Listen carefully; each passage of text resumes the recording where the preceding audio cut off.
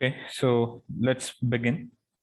So in this lecture, we are going to we are going to start a second unit, that is electrostatic. But before that, let's solve one or two examples based on the concept that we have seen in last lecture. Right. So in last lecture, that relationship between a rectangular coordinate system and cylindrical coordinate system, as well as relationship between rectangular coordinate system and spherical coordinate system, we have studied. Right. So based on that concept, some example, one or two examples we will see today, and then we will proceed to understand. Then we will start with unit 2, that is the electrostatics. Right. So I hope it's audible. Once again, someone respond. Yes, sir. Okay, fine, great. Right. So some of the relationships between those coordinate systems that we know. Right. Now, here the point thing is, if uh, the point is specified in terms of rectangular coordinate system, right, then we should be able to convert it into cylindrical coordinate system. This is one. Then, if the point is specified in a cylindrical coordinate system,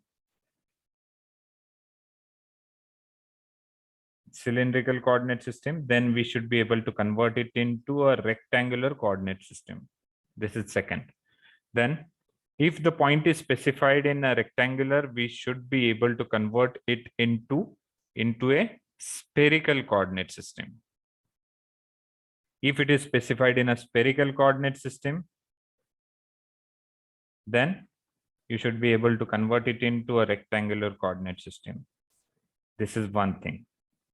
Now, if the point is specified in terms of a cylindrical coordinate system, and if I ask you to convert it into spherical coordinate system, so what is the solution?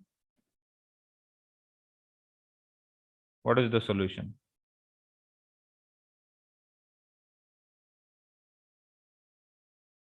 Can anyone tell how you can do that?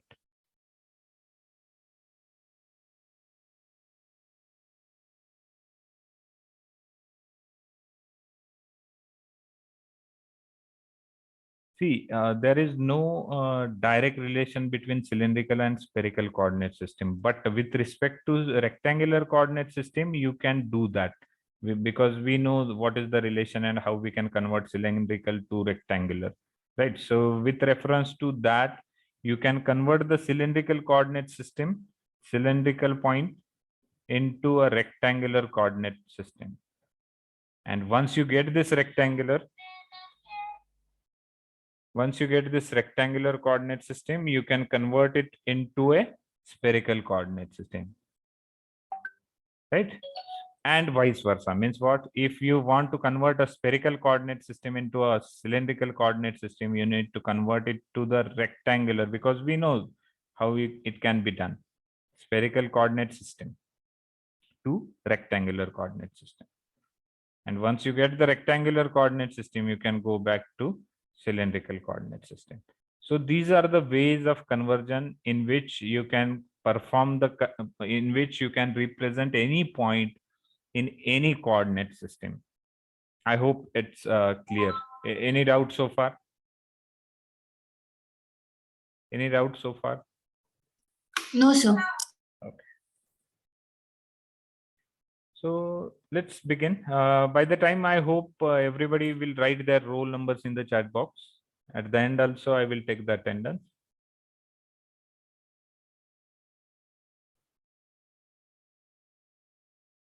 By the time, I will write the example on the board. So I hope every one of you will write your roll numbers in the chat box. Please do that.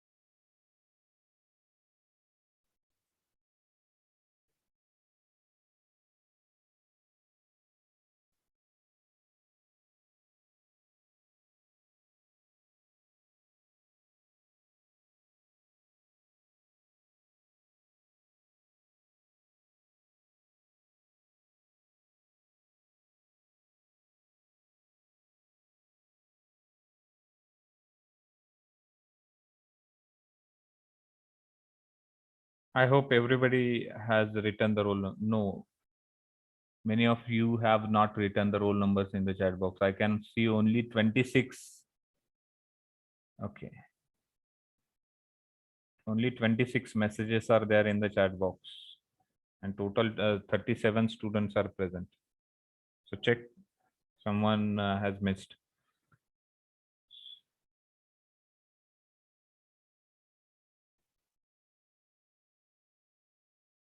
So the problem here is the point is given in which coordinate system the point is given. See, point P is given. Point P is given, and they have asked you to convert that point into a rectangular coordinate system. But before that, you should understand, you should know in which coordinate system the point is written. The point is represented in which coordinate system? Cylindrical. Yes, correct. Cylindrical. So the point given, point P, is 20, 30, 30 degree, 45. It's specified in a cylindrical coordinate system. How you have identified this? See, for rectangular coordinate system, you will find it's like x, y, z. That means all the values of that coordinates would be a number. For case of cylindrical coordinate system, they will specify with respect to r, that means radius, that means number. Then we have phi. Phi means it's a angle, right? Phi means it's a angle. And then z, z means height, height means a value, a number, you can say, right? If you will find this kind of structure like number, angle, and number, then you will call it as a cylindrical coordinate system. You will call it as a cylindrical coordinate system. And sometimes the point is represented in this way also. For the case of spherical coordinate system, you have parameters like r, theta, phi. So if you compare this, this would be your number because it's a radius. Here it is theta, it's angle, and phi, it is again an angle, right? So these are the ways in which you can identify whether the point belongs to rectangular, cylindrical, or spherical. Just for sake of understanding, let me write here. Please try to identify the point in which coordinate system it is. Let's say 3, 30 degree, 45 degree. Spherical. Correct. Spherical coordinate system. So it's a value, then angle and angle that represents a spherical coordinate system, right? So this is what I wanted to convey here to identify the given point. So this is spherical coordinate system. This is point represented in a spherical coordinate system. Now coming back to the point, we have certain expressions to convert or to solve the given problem. And in given problem, what they have asked is to convert a given point P, which is itself in a cylindrical coordinate system. It is a cylindrical coordinate system, and we have to convert that into a rectangular coordinate system. And we have some equations, some expressions to convert that.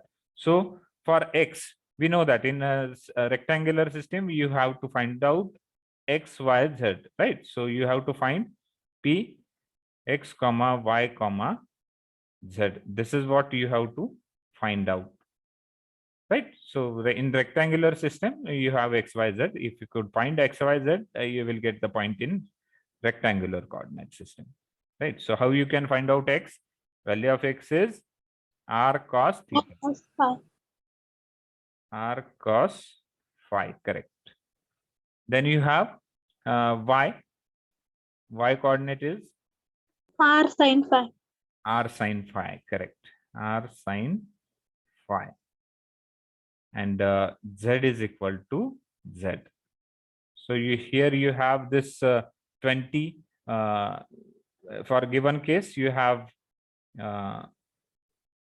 here I can write r is equal to 20, phi is equal to 30 degree, and Z is equal to 45. So you have all those values. So put it into those equations and tell me the value of X, tell me the value of Y, and tell me the value of Z. Value of Z, of course, it would be 45. So answer of this Z is already known. Tell me the values of X and Y.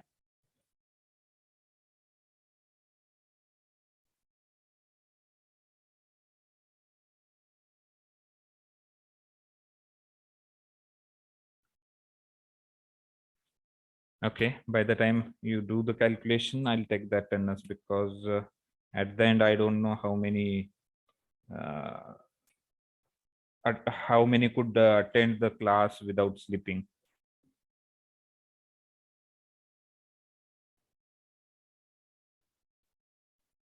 So everyone, please take a screenshot and solve this for X and Y.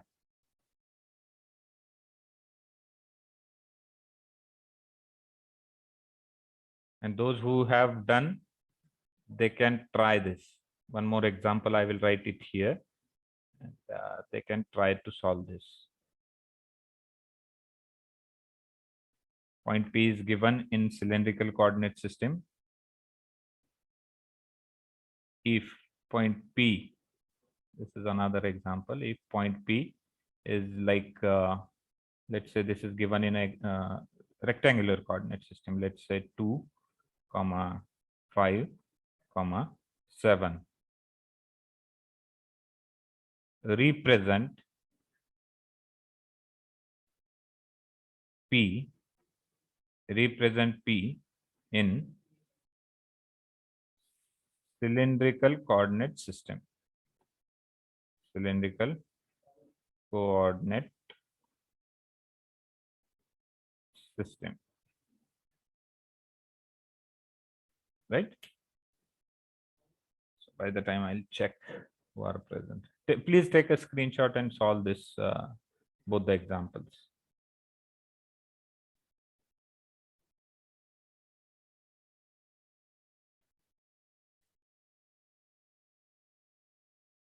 Roll number 1,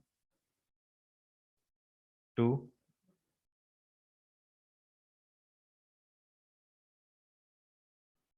Who is roll number 2? Every day, every time, every lecture, he or she, I don't know, but she's absent for every lecture.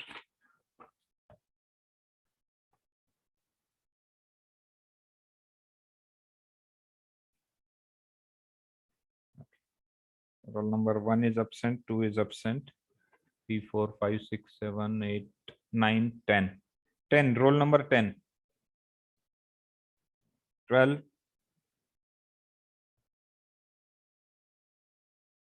17, roll number 17.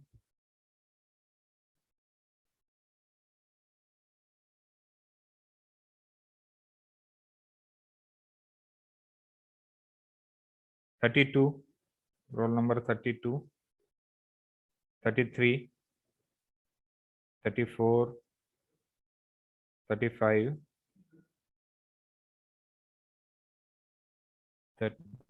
35 is present. Okay, no issue. 35 is present.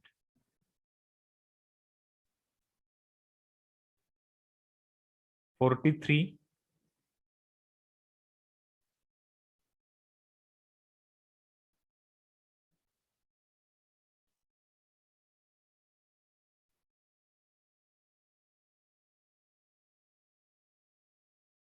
45,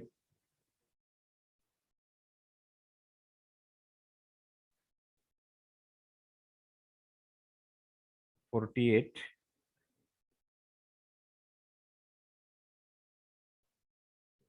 Okay, fine.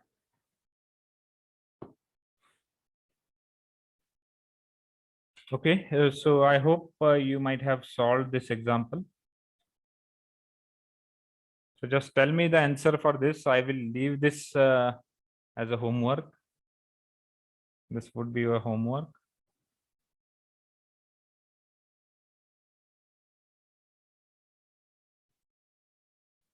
Please tell me the answer for X and Y.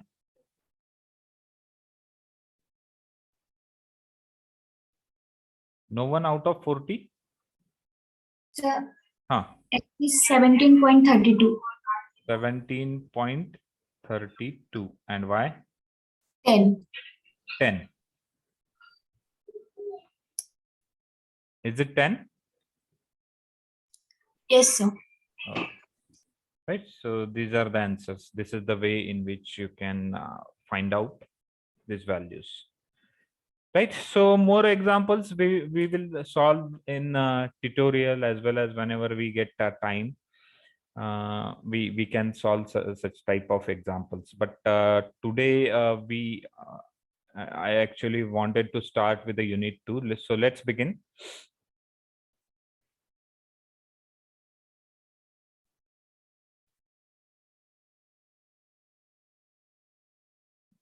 Just a minute.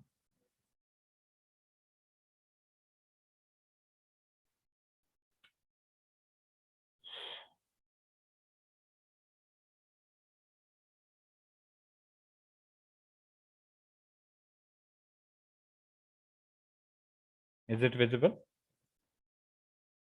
Yes, sir. Okay, fine. So we today we are going to start with unit 2. Title of chapter is electrostatics, right? So I told you this entire electromagnetics is divided into 4 parts. One is electrostatics, second is magnetic field, third one is like EM field. EM field means combination of electrostatic and magnetic. So, and last part, or you can say fourth part, is transmission lines. So the transmission lines are required to carry those electromagnetic fields, like signals for electromagnetic fields. So we are starting with the first part, and I hope every one of you should be attentive, because these basic things, you will get lot of resources on internet, but in a kind of a simple language, in kind of understandable language, it will not be there. Like if you go through YouTube videos and all that, you will hardly get 10% or 20% understanding from YouTube videos. So I want you guys to have a little attention, because this is the basic. If you understand those things, with respect to those things, you can understand further things. Like there would be an analogy, like if you understand electrostatics, there would not be difficulty in magnetostatic. Things are common, they are analogous, and I will be helping you to have this relation. Like if electric field intensity is there, while discussing magnetic field intensity, I will try to do the analogy, or I will try to find out the similarities along with you, right? So this will make a simple understanding about electrostatic and magnetostatic fields. Similar to the electric flux density, there has to be a magnetic flux density. So what is the difference? What is the difference in units? How electric flux density is calculated, how magnetic flux density is calculated. So these are very easy things if you study them comparatively. But on YouTube, on internet resources, it's very difficult to understand alone, and that's why I expect every one of you to be a little attentive. So if somebody from your class, somebody is absent by mistake, or let's say videos are being preserved, so I want you guys to help those candidates, help those people, to make them attend the sessions, right? So with that, let's begin. This would be the outline usually we follow. About title of the chapter, central idea, importance of the chapter, and chapter outcomes, right? So as I said, electrostatics is the title of the chapter. So what do you mean by electrostatics? Or I will try to expand the term electrostatic field, right? So if I say electrostatic field, it's completely based on a static scenario. Static scenario means what kind of static scenario? Or can anyone tell what is static? Yeah. So static means things which will not change with respect to time. It will not change with respect to time. It will not change its value with respect to time. Isn't it? Static means stationary, constant, do not change with respect to time. So these are the meanings of static. Now, with respect to this electrostatic, let me tell you, there are many scenarios in which we are trying to identify the electric field or magnetic field with respect to a charge, with respect to a line charge, with respect to a surface charge, with respect to a volume charge.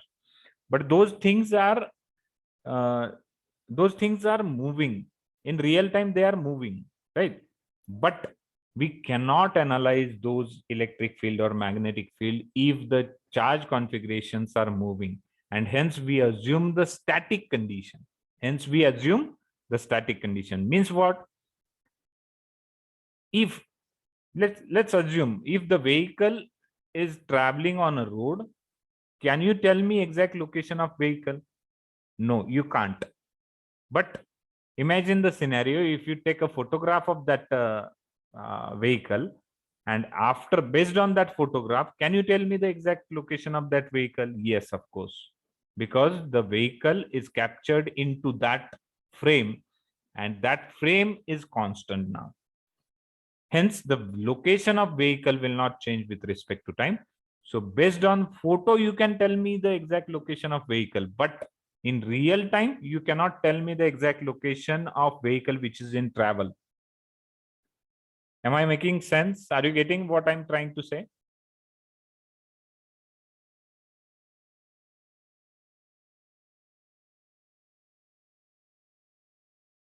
Yes or no? Somebody should respond. Yes, sir. Understood or not understood? करतो sir Yes? एकदा एकदा हा सी एक आपण नेहमी काय करत असतो, इलेक्ट्रोस्टॅटिक फील्ड बद्दल बोलतो मी.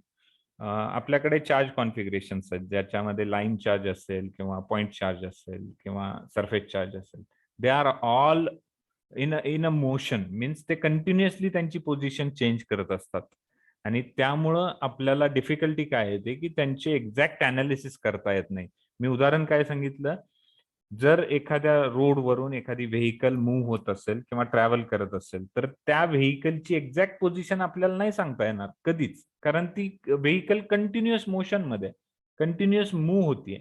मग कधी त्याचं स्पीड कमी असेल, कधी जास्त असेल, कधी मी मी जर एखादी व्हेकल पंढरपूर पासून सोलापूर पर्यंत जाणारी जीपीएस लावला, तर ती व्हेकल कधी त्याचं स्पीड कमी करेल, कधी जास्त होईल. त्यामुळे त्या व्हेकलची एक्झॅक्ट लोकेशन मला कधीच सांगता येणार नाही, किंवा त्या व्हेकलची लोकेशन कधीच प्रिडिक्ट करता येणार नाही.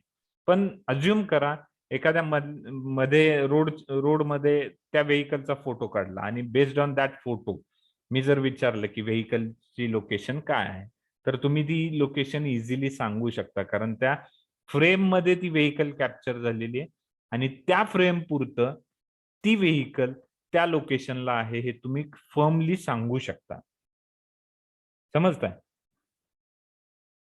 Are you getting now? Yes, sir. Yes sir म्हणजेच काय की जर तुम्ही स्टॅटिक कंडिशन अज्युम नाही केली, तर तुम्हाला कोणतंही अनालिसिस करता येणार नाही, neither from electric nor from magnetic. ठीक आहे?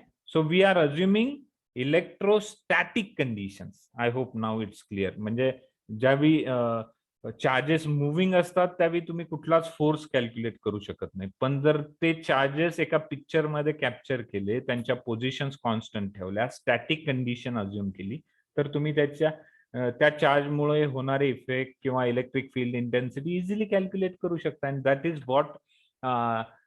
that is what nothing but electrostatics is. Right? Now let me come to the point. Electrostatic field, the field which is produced due to stationary charge, or the charge which is stationary, which is fixed with respect to time, which will not change its position with respect to time. I told you this in earlier lectures also. Electrostatic field is the field which is produced by stationary charge. एक charge आहे, stationery आहे, एका fixed लोकेशनला आहे आणि त्याच्यामुळे produce होणारे field म्हणजे electrostatic field. That's it. I hope it is clear now. So we are assuming we are considering a static condition. Everything will be stable. We are not going to check any scenario which is moving with respect to time, right? For example, just a minute.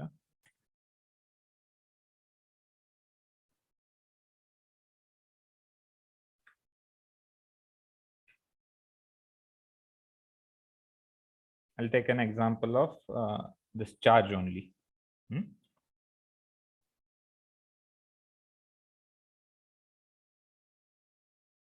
But if the charges are moving, like you are having a point charge somewhere here, and you are having some other charges somewhere here, right? So let's suppose this charge is moving in this direction. This is your test charge. Let me write here Q. And these are source charges. Source charges means we are finding effect of those three charges on this test charge Q, right? So let me say this charge is moving in this direction. This source charge is moving in this direction. This source charge is moving, let's say, in this direction, right? So what will happen? What will happen after some period, after some time? So after some time, see, this test charge will change its position to this. Am I correct? After some time, because it's moving in this direction. So this is initial position, this is final position. Similarly, this Q1 will move in this direction, so it will come here. This Q2, it will come here after some time, and this Q3 will move here after some time. So these are new locations. And let me tell you, the effect of those charges on this Q is totally depends upon magnitude and direction of those charges, those source charges, right? So if you consider this initial position and final position, source charges have changed their direction. That means they have changed their magnitude, right? And hence you will not be able to find out exact effect on QT, exact effect on this QT because of those source charges. So hence we assume, to avoid this problem, we assume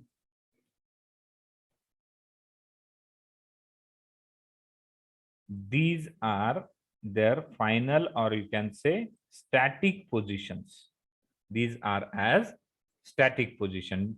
In short, आपण त्यांचा photograph काढायचा, त्यांचा photo काढायचा, आणि ह्या test charge वरती ह्या Q1 मुळे किंवा या Q2 मुळे किंवा या Q3 मुळे जो काही नेट इफेक्ट आहे, जो काही नेट फोर्स आहे, तो कॅल्क्युलेट करायचा. You have to assume a static condition. त्यांना मूव्ह होऊ द्यायचं नाही, त्यांचा फोटो काढायचा आणि त्यांच्यामधले फोर्सेस कॅल्क्युलेट करायचे आणि त्यानंतर त्याची ऍडिशन करायची. तुम्हाला इथला QT वरचा नेट इफेक्ट भेटेल. That is what called as static, electrostatic field. म्हणजे हे चार्जेस जे आहेत, you cannot consider them as a moving, you have to consider them as a static. तरच आपल्याला नेट इफेक्ट किंवा त्याचे फोर्सेस कॅल्क्युलेट करता येतात. I hope you at least you understand something out of it. Let's begin, because it's completely based on our imagination, and throughout the lecture we are going to imagine the things. So let's understand how much we can imagine today, right? So this, just a minute, this is the syllabus, right? So what we are going to discuss today, Coulomb's law. So Coulomb's law basically used to find out the force between two charges. Then we have electric field intensity. So based on Coulomb's law, we will extend the discussion to electric field intensity, right? Then we will see electric field intensity due to distributed charges. Like I told you, there are 4 different configurations, like point charge, line charge, surface charge, and volume charge. So we will see the electric field intensity due to those distributed charges. We have to understand the flux density as well. Del operator that we have studied in the first unit, we are going to make use of that del operator in this unit, right? So this would be the application, you can say. Then we have another law called as the Gauss's law, which is defined for closed surfaces. Then we have a divergence theorem as well. Like we have seen the divergence in first unit. So we will extend that divergence concept here, and we will try to understand the divergence theorem. We have electrostatic potential, right? So potential means voltage. That potential and the potential gradient we will identify. Then we have electric dipole, two similar charges, if they are placed on opposite side of pole, it would create an electric dipole, right? So what would be the effect of electric dipole on the point which is nearby, or what would be the electric field intensity due to this electric dipole on the point? So then we have electrostatic energy density. So we will understand how the energy is stored in electrostatic field, and the boundary condition for electrostatic field. If the electric field, if it's crossing one medium to another medium, how the parameters are changed, how the magnitude is changed, how the direction is changed, it is defined in boundary conditions, right? So this is nothing but boundary condition, and this is what the syllabus of unit 2 is. Now let's begin with the prerequisite of this. Prerequisite of this means the thing which you must know before studying this unit. So before I start bit by bit syllabus, before I start with the first point, I want you to understand what is charge and what are the types, right? So electric charge is a physical property of a matter. It's a physical property of matter that experience, or you can say that causes it to experience a force. Let me repeat. It's a physical property of a matter. So every matter, this thing will have a property, like whether it will have a charge, like because of which it will experience a force. Let me repeat once again. So electric charge is a property of a matter that causes it to experience a force.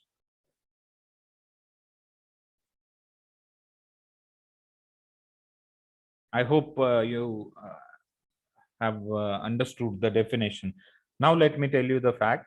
There are 3 types, but before that, unit is coulomb. So I hope everybody know this coulombs. The unit is C, capital C.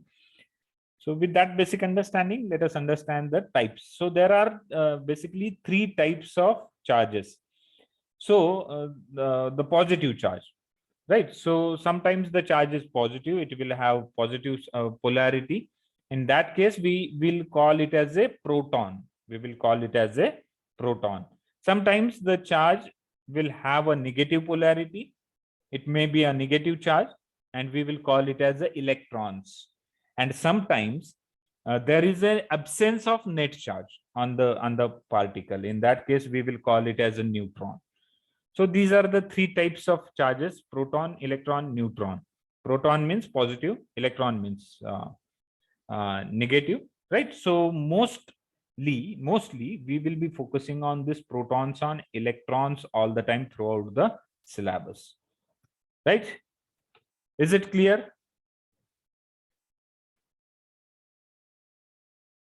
Yes, sir. Okay, with that prerequisite, let's begin. What is the first syllabus point? It's a Coulomb's law. So I will start discussing this Coulomb's law.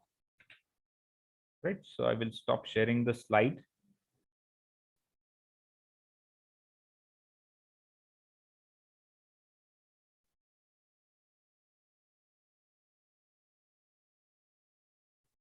Yes.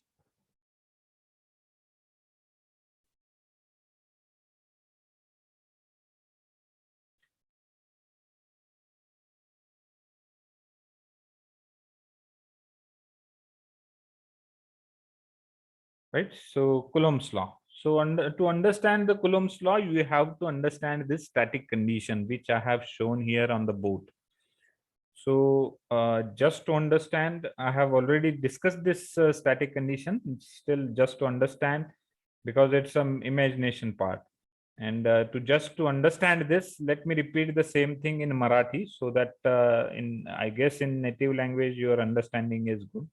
So let me explain it in a Marathi. Right. So जसं मी म्हटलं, या ठिकाणी तुमच्याकडे एक test charge आहे. ठीक आहे, तो पॉझिटिव्ह असेल, निगेटिव्ह असेल. For a वाईल just keep it aside, positive आहे का निगेटिव्ह आहे. तुमच्याकडे एक टेस्ट चार्ज आहे. जस्ट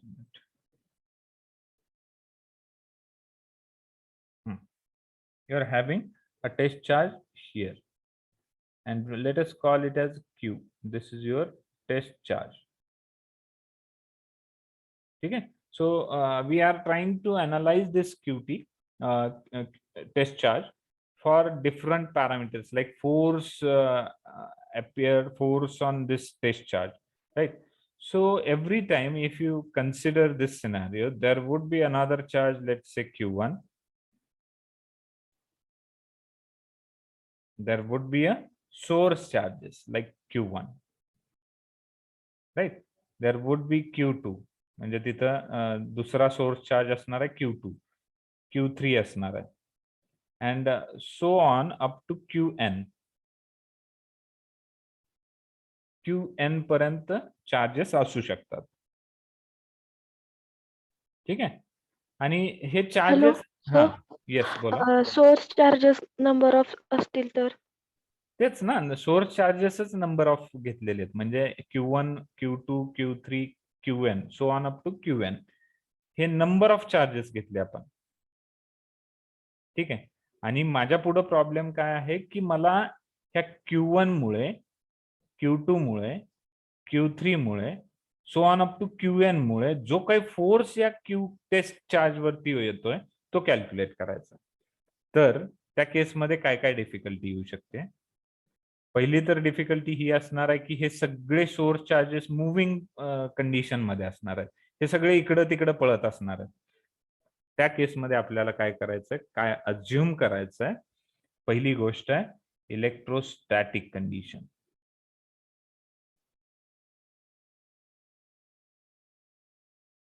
इलेक्ट्रोस्टॅटिक कंडिशन अज्युम करायची. इलेक्ट्रोस्टॅटिक कंडिशन म्हणजेच काय, the positions of all the charges, म्हणजे ह्या चार्जेसच्या पोझिशन्स त्या कॉन्स्टंट किंवा स्टेबल पकडायचे. एक फोटो कॅप्चर करायचा आणि ती पोझिशन त्या चार्ज साठी फिक्स्ड राहील. It will not change its position with respect to time. That is what electrostatic. कारण जर हे सगळे सोर्स चार्जेस इकडे तिकडे पळत असतील तर तुम्हाला या टेस्ट चार्ज वरचा नेट फोर्स कधीच कॅल्क्युलेट करता येणार नाही. म्हणून आपल्याला काय अज्युम करायचे, इलेक्ट्रोस्टॅटिक फील्ड अज्युम करायचे. Right. So this is the base of Coulomb's law. Coulomb's law is based on electrostatic condition. The next one is superposition.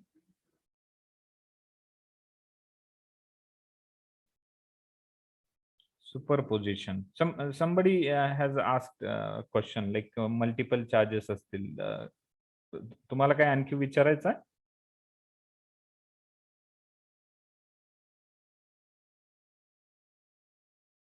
Hello. Your doubt is cleared or you still have some doubt? Number of chargesच आपण इथं source charges घेतलेले आहेत. Any doubts so far? Hello. Am I audible?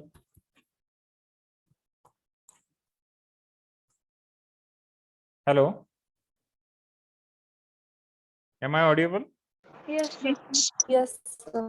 हा मला कोणीतरी doubt विचारलेला, त्यांचा doubt clear झाला का त्यांना अजून डाऊट आहे? आपण या ठिकाणी मल्टिपल सोर्स चार्जेसच कन्सिडर केलेले आहेत. ते त्यांची डायरेक्शन वेगवेगळ्या दिशेने ते मूव्ह होत आहेत. पण त्याच्यावरती रेमेडियल काय आपण पकडतोय की ते सगळे इलेक्ट्रोस्टॅटिक आहेत, म्हणजे त्यांची पोझिशन ही स्टेबल आहे. कॉन्स्टंट पोझिशन आपण पकडणार आहे त्यांची. त्यानंतर नेक्स्ट कन्सेप्ट जो which is fundamental base for Coulomb's law. जर आता आपण क्यू टेस्ट चार्ज वरती फोर्सेस कॅल्क्युलेट करायचे असतील तर आपल्याला काय करावं लागेल? सुपरपोजिशन. म्हणजेच काय? Net force on Q test. जर ह्या टेस्ट चार्ज वरचा नेट इफेक्ट जर कॅल्क्युलेट करायचा असेल तर आपल्याला फोर्स ड्यू टू Q1 हा कॅल्क्युलेट करावा लागेल, फोर्स ड्यू टू Q2 हा कॅल्क्युलेट करावा लागेल, फोर्स ड्यू टू Q3 हा कॅल्क्युलेट करावा लागेल, सो ऑन. जेवढे काही ते सोर्स चार्जेस आहेत त्या सर्वांमुळे जो काही फोर्स क्रिएट होतोय that we have to calculate. And at the end, we have to use the principle of superposition. And we know that what is superposition? All the forces, if you could add, it will give you the net effect, net force acting on this test charge. So these are the two bases on which the Coulomb's law is defined. So I hope you understand so far. If you have understand this, we will proceed further to understand few more things. Please somebody respond. तुम्हाला इथपर्यंत जर समजलं असेल तर पुढचा काही part आपण थोडासा कव्हर करूयात बिफोर वी क्लोज. हा जो कुलोम्स लॉ आहे इलेक्ट्रोस्टॅटिक कंडिशन्स यूज करतो आणि सुपरपोजिशन हा कन्सेप्ट म्हणजे इंडिव्हिज्युअली सगळ्या चार्जेस सोर्स चार्जेस मुळे टेस्ट चार्ज वरती प्रोड्यूस होणारा फोर्स कॅल्क्युलेट करून त्याची ऍडिशन करतो to obtain the net effect. Shall we proceed? Yes, sir. Okay. Now let us assume you are having 2-point charges. You are having 2-point charges. Let's say this is charge 1 and this is charge 2. Just forget about this charge 2 first of all. Let's assume Q1. Q1 is your first charge. So when I say charge, it will have polarity, right? I told you initially there would be either positive or negative. We are going to consider if it is a positive charge. If it is a positive charge, then there would be a lines of force. There would be a lines of force.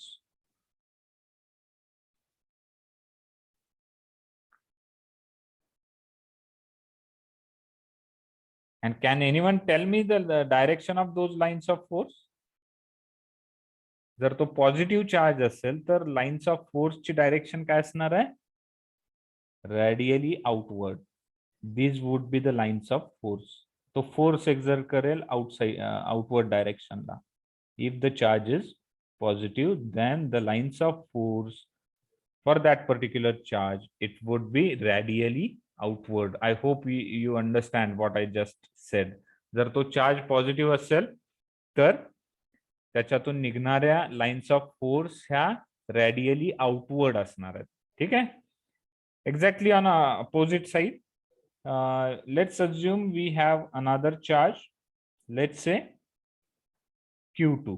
Let's say Q2. So if this charge Q2 is negative, if it is negative, can someone tell me what would be the direction of lines of force? Inward. Correct. Absolutely correct. Perfect. Right. So these would be the lines of forces, and since it is negative, so the lines of force will be moving inward. Those will be radially inward. So the lines of force you can draw in this fashion. So these are the lines of force. Now, very common question, or you can say a kind of common sense I am going to ask now. If these two charges, if these two charges comes into the vicinity, what will happen? हे दोन charges जर एकमेकांच्या जवळ आले तर काय होईल?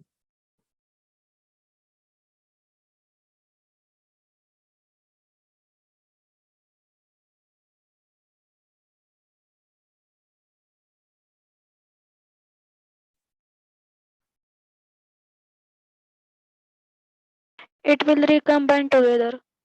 It will recombine together. Okay.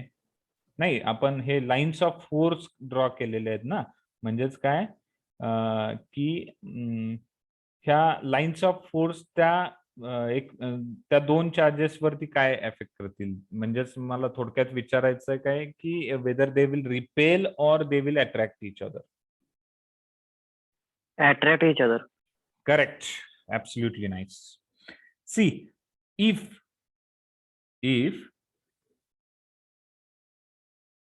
unlike charges, if unlike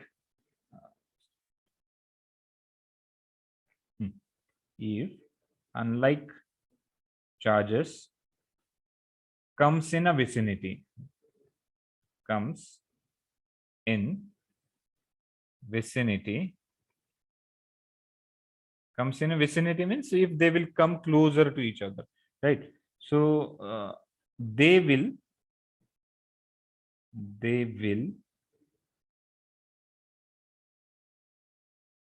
attract each other. They will attract each other.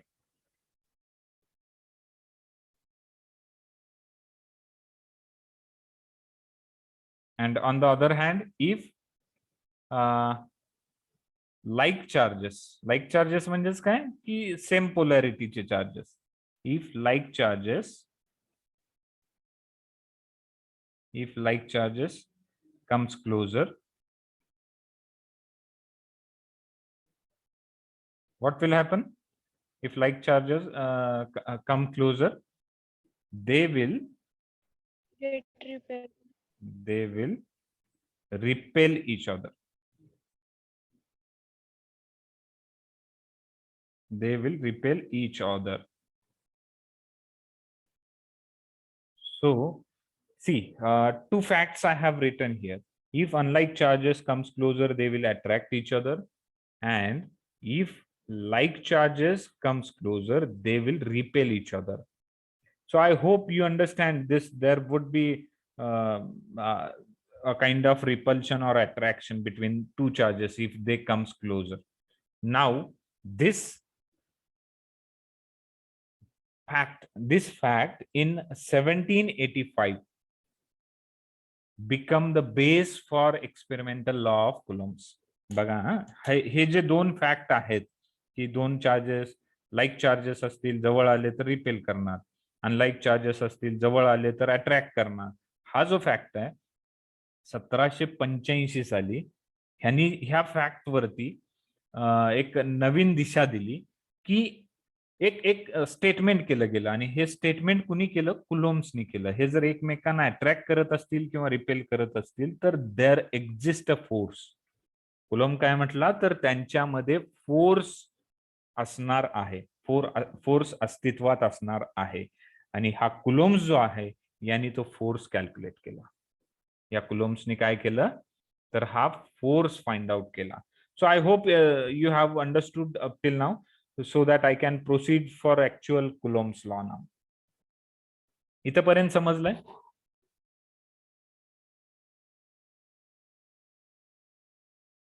Shall I proceed? Yes, sir. Okay.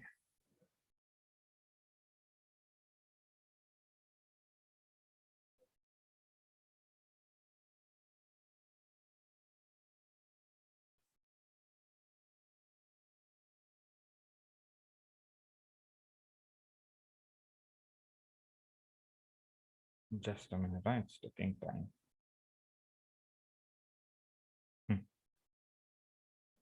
So let's move ahead with the Coulomb's law. See, this Coulomb's law, as I said, the experimental law of Coulomb's came in this 1785. experimental law of Coulomb's. So what he did basically is he identified 2-point charges, let's say Q1, which is present here, and he assumed there is a positive charge. That means positive charge Q1 and one more charge, let's say Q2, which is again a positive charge, which are separated by a distance r. These two are separated by a distance r.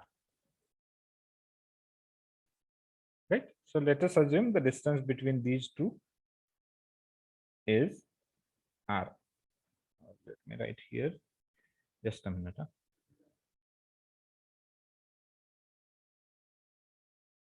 They are separated by distance r.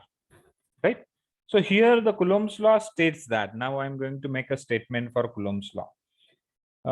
Coulomb's law states that the force between 2-point charges Q1 and Q2 are directly proportional to the product of the magnitude of the charges and inversely proportional to the square of distance between them. Means what? This r. And it acts along the line joining the two charges. So there would be, of course, there would be a constant of proportionality. But before that, let me write the sentence for this Coulomb's law. I hope you will note it down along with me. So statement of Coulomb's law. What it says? The force between 2-point charges. The force between 2-point charges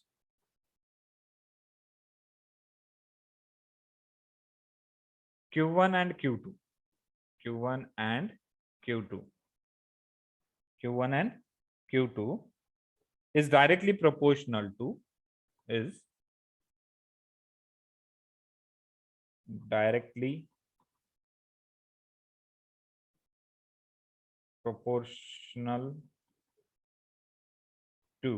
directly proportional to the product of the magnitudes, the product of the magnitudes of the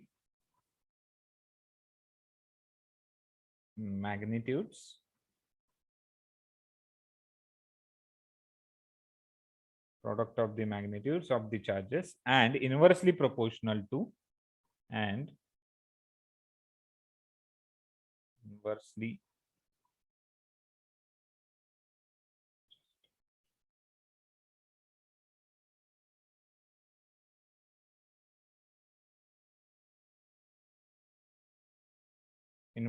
proportional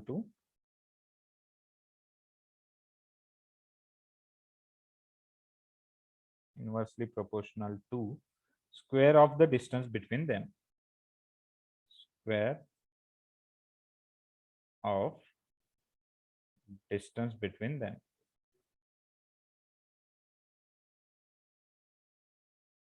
Right. So now let me write the Coulomb's law mathematically, as I have stated above. Mathematically, F force F, that is, let it be on Q1 or Q2. Right. So this F is directly proportional to product of magnitudes of those charges. Manjas kai? It is directly proportional to Q1, Q2 divided by, because it is inversely proportional to square of magnitude between them, square of distance between them. This is Coulomb's law. So we will have a detailed discussion on this in the next lecture. So I hope you understand. I hope you have written the statement for Coulomb's law. Based on this Coulomb's law, we will start our discussion on electrostatics. So very, very important statement of Coulomb's law. So I hope you have noted, I hope you have written this F is directly proportional to Q1, Q2 upon R square. Right. So with that, let us stop here. You can, you are allowed to leave the meeting. Attendance is already noted. So those who could not give the attendance earlier, they can tell the roll numbers. If they want, I can read the absent numbers. Otherwise, they are allowed to leave the meeting. Let me read the absent numbers. Just a minute. Absent for today, roll number 1, 2, 10, 12, 17, 32, 33, 34, 35, 43, 45, 48.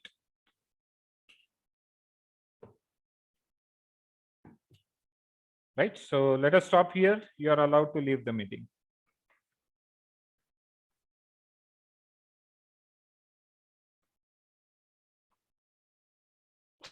So 35 is present, sir. Okay, fine.